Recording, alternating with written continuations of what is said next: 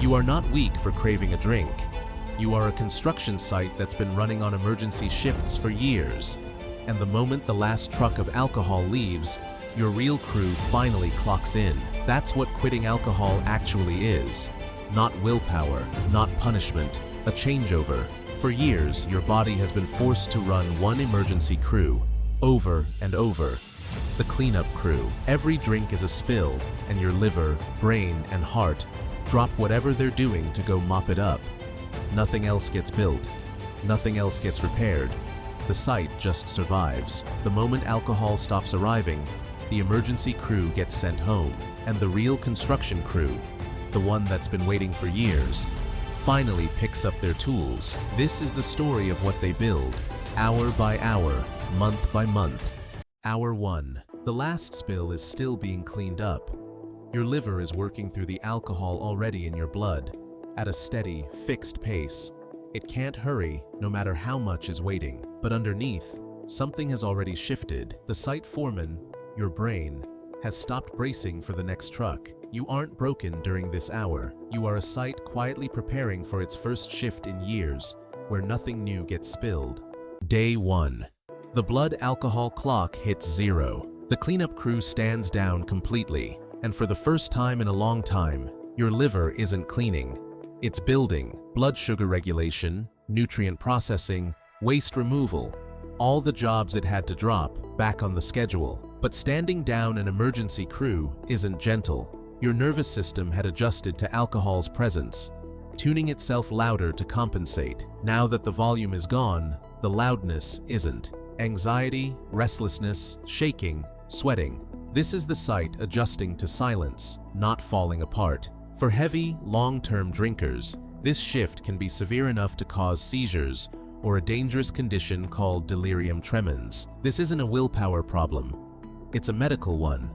And quitting suddenly after years of heavy drinking should always be done with medical support. Sleep gets stranger before it gets better too. Alcohol had been blocking REM sleep, the phase tied to memory and emotional repair. So your first nights back, your brain runs overtime trying to catch up. Vivid dreams and restless waking aren't a setback. That's the crew working a double shift to get the site back on schedule. You aren't sleeping worse. You are finally sleeping honestly. Days 2 to 7. The real work starts. Your brain, still tuned to alcohol's absence, keeps running hot.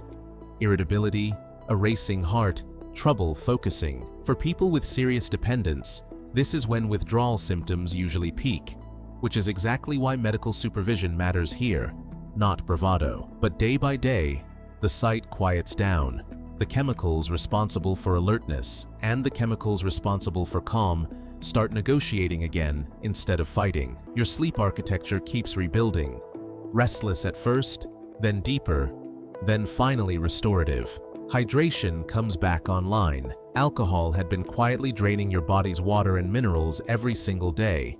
Without it, your skin repairs faster, your headaches fade, your lips stop cracking. Your heart, no longer forced to keep pace with alcohol's stress, starts easing blood pressure and heart rate back toward normal. Inflammation drops. Your immune system stops firefighting and starts patrolling again. By day 7, most people don't feel amazing. They feel like themselves, not fixed, just present. Weeks 2 to 4. This is where the crew stops just cleaning up and starts actually renovating. Your liver, the most resilient organ on the entire site, begins clearing out stored fat, if the damage hasn't hardened into something permanent. A cleaner liver processes nutrients better, filters waste faster, and keeps your blood chemistry in balance. Your metabolism shifts too. Alcohol was dead weight calorically, dense, but nutritionally empty. Removing it often means fewer total calories, less bloating, and better insulin sensitivity, which means steadier energy all day instead of crashes. Your brain's communication lines, the ones alcohol had been static jamming, start running clean again. Focus sharpens.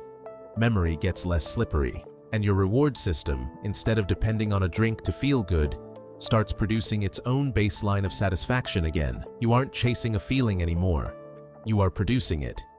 Physically, workouts get easier. Recovery gets faster, coordination gets more reliable. By the end of the month, most people don't just feel healthier. They feel like less effort is required just to get through a normal day. 1 to 3 months. Now the renovations start reinforcing each other. Better sleep fuels more energy.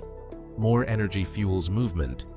Movement strengthens your heart. A stronger heart delivers oxygen more efficiently to a brain that's already sharpening on its own. The site isn't fixing one department anymore.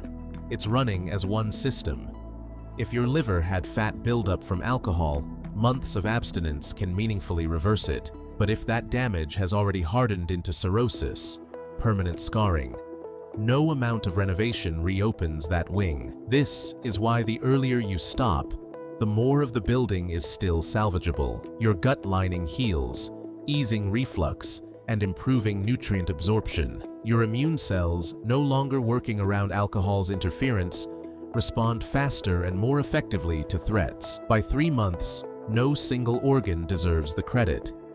The whole site is running better, together. 6 months to 1 year. By now, this isn't a renovation project anymore. It's just how the building operates. Sleep is consistent, not effortful. Memory and mood are stable, not good days and bad days. Liver inflammation keeps dropping. And for many people, alcohol-related fatty liver disease improves dramatically or fully resolves. Though scar tissue, once formed, is permanent. What quitting can still do at this stage is stop that damage from spreading further, which matters at every stage, not just the early ones. Your cardiovascular risk keeps dropping. Your circulation runs smoother. Even small cuts heal faster because your body isn't spending resources managing alcohol's constant background damage. And there are renovations you'll never see directly. A lower long-term risk of several cancers, liver disease, and other chronic conditions. The longer the crew stays on the job, the more of the building gets reinforced. Why recovery isn't the same for everyone. 2 people can quit on the same day and have completely different timelines: age, genetics, overall health, how much you drank, and for how long. All of it changes how much of the site was damaged before the crew arrived. Some damage reverses fast, some damage is permanent. But permanent damage isn't a reason to keep the emergency crew on payroll. It's a reason to stop the damage from spreading any further, starting today. Recovery was never about becoming a different building overnight. It's about finally letting the crew that was always capable do the job it was built for. Think back to your last drink. Nothing looked different from the outside. But underneath, the emergency crew clocked out, and the real one clocked in, without waiting for your permission, without needing you to feel ready. Night after night, the sleep got more honest. Week after week, the site got quieter. Month after month, the renovations held. Your body was never trying to punish you for drinking. It was just waiting for the chance to build something better. So here's the real question. Are you going to keep the emergency crew on the clock, or let the real one finally finish the job?